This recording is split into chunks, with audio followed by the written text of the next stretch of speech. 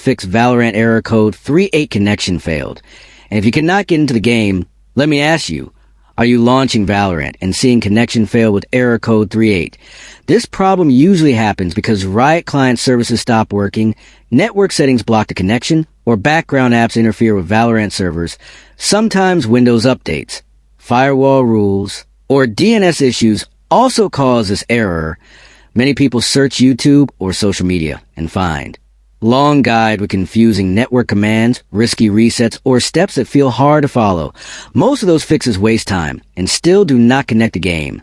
But on Rexus, I focus on simple and reliable solutions. Now here's my secret easy trick.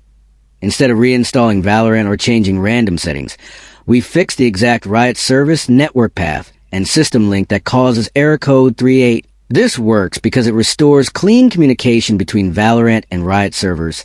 The method is fast, safe, and works on all setups. Once you apply it, Valorant connects normally, the error disappears, and you can queue into matches without issues. I tested this fix on multiple PCs, and it worked every time. That is why Rexus shares smart, stress-free solutions. If Valorant error code 38 is blocking your game, and you want a full step-by-step tutorial with exact actions, comment below, and I will guide you completely.